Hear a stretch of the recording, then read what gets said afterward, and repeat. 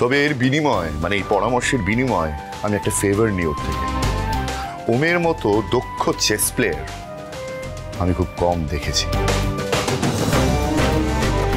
তাই এই পরামর্শের বিনিময়ে আমার সঙ্গে দুদান চেস খেলে। একদম, আর আমি প্রত্যেকবার হেরেও যাই। একদমই না, not every time my son, not every time. But এক কথায় বলতে গেলে উনি আমার মেন্টর। তুমি যদি চাও তাহলে আমি তোমার মেন্টরও হতে পারি। ওয়েলকাম টু দ্য ফ্যামিলি মেঘলা।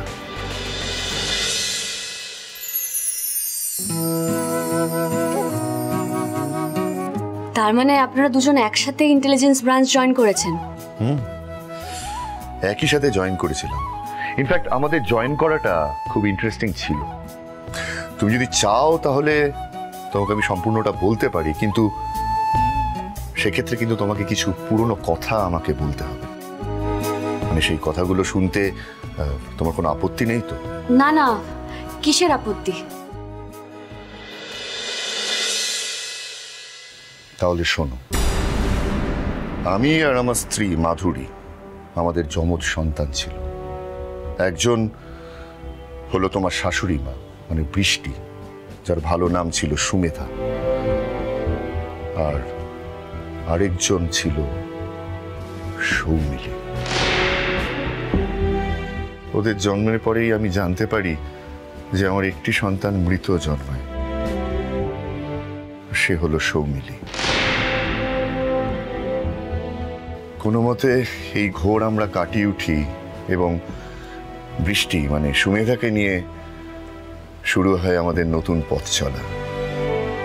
কিন্তু সেই পথ চলাতেও একটি মানুষের নজর লাগে,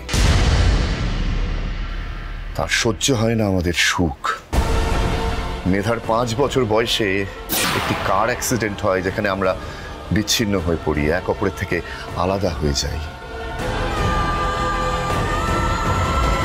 পরে জানতে পারি যে সেটা কোনো অ্যাক্সিডেন্ট ছিল না, সেটা ছিল অলোকেশ সান্যালের একটা নোংরা চক্রান্ত।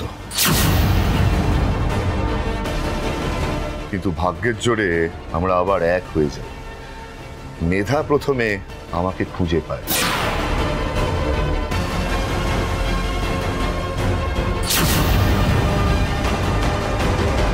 তারপর মাধুরীকে। এবার তাকাও।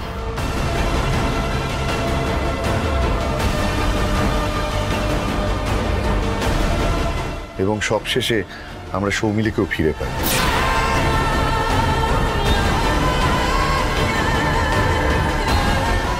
আমরা তখন একসঙ্গে হয়ে এক অপরকে আষ্টে পৃষ্ঠে জড়িয়ে বাঁচার স্বপ্ন দেখতে শুরু করি। কিন্তু আবারও আমাদের স্বপ্নে নজর পড়ে ওই অলোকেশ সান্যালের।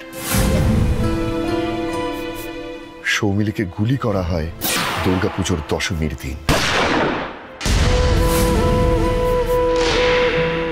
হাসপাতালে নিয়ে যাওয়া হয় সৌমিলিকে, আর সেখানেই সৌমিলির মৃত্যু হয়।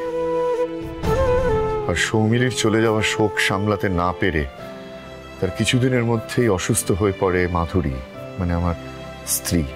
তখন ওকে হাসপাতালে ভর্তি করা হয় এবং কয়েকদিনের মধ্যেই সেই হাসপাতালেই মাধুরীকে হত্যা করা হয়।